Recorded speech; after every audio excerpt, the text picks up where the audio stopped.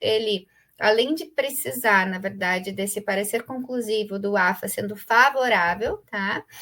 A gente precisa também verificar o cumprimento da capacidade instalada dessa planta em relação ao projeto que foi aprovado. Então, expectativa e realidade.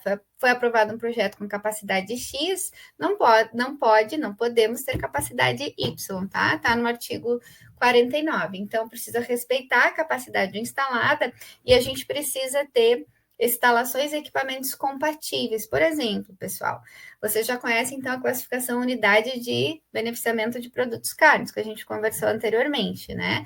Então, por exemplo, imaginem que a gente vai fabricar salame ou copa, tá? Nessa unidade de beneficiamento de produtos cárnicos. Para a gente fazer salame, que é um produto maturado, a gente vai ter que ter uma sala de cura, ou que a gente chama sala de maturação. Então, o projeto tem que prever esse anexo, especificamente. Copa e salame determina isso. Agora, eu vou fazer linguiça defumada. Defumação determina que eu tenha fumeiros e que eu tenha antefumeiro. Então, é sobre isso, tá? A gente precisa analisar a viabilidade técnica das áreas. E por isso que o projeto, para essas classificações que oferecem menor risco, vão determinar a presença do fiscal em loco, validando e concedendo um parecer favorável, tá?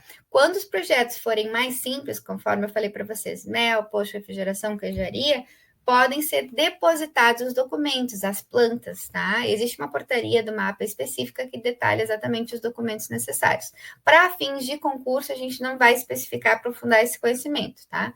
Vocês têm que saber que houve simplificação de aprovação de projetos pelo RISPOA a partir de 2020 para mel, para pós-refrigeração, para leite derivados, tá? E para os outros estabelecimentos, as outras classificações que a gente trabalhou, por ter uma operação que oferece maior risco, a gente precisa exatamente dessa análise prévia da planta e de uma inspeção em loco, garantindo exatamente a conferência das dependências industriais que foram aprovadas no projeto previamente, das dependências sociais, os anexos, né?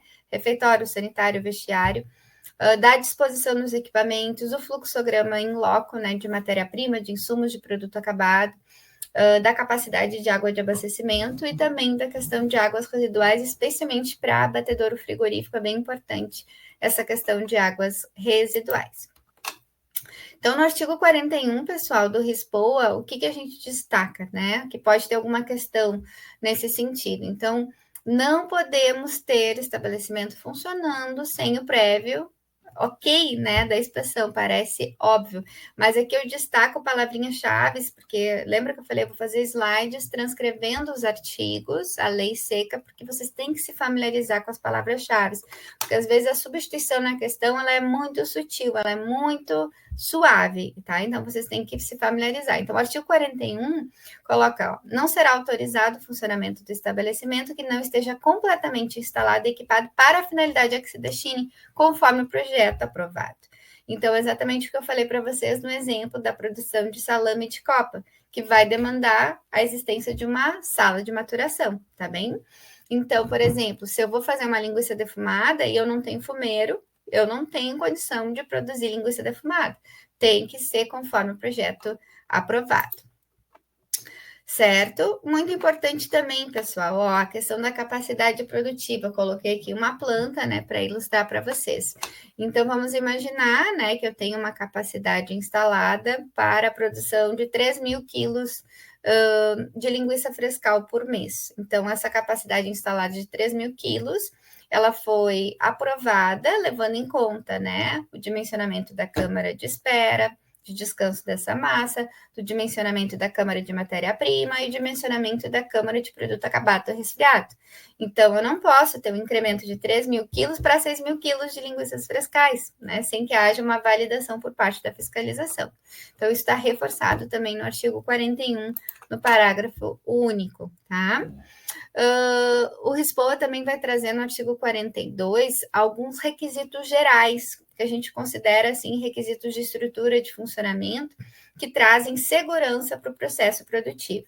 Então, são as questões que a gente também encontra nas legislações complementares referente ao programa de pré-requisitos, referente às boas práticas, para que a gente tenha um processamento seguro dos produtos fabricados. Então, essas recomendações são gerais, tá, pessoal? Vocês encontram tanto no artigo 42 do RISPOA, como condições gerais né, de cumprimento para os estabelecimentos em termos de instalações e equipamentos, como também encontram nas normativas complementares, que a gente também vai abordar, por exemplo, na 368, que está citada no edital, tá? Então, isso aqui é bem tranquilo, é um conhecimento que também a gente tem na bagagem, né, da nossa graduação de medicina veterinária. Em algum momento também na graduação você já contemplou esse assunto, mas vamos reforçar aqui e abordar o artigo 42, são vários itens que são exigidos, tá? Como requisitos gerais para esses projetos agroindustriais que têm registro CIF, mas são recomendações também gerais para outros níveis. Muito bem. Então, a localização, né, desse terreno, obviamente, tem que ser longe de fontes emissoras de mau cheiro, fonte de poluição, né, de potencial contaminante, né, tem que ser um local, então, que ofereça uma localização segura.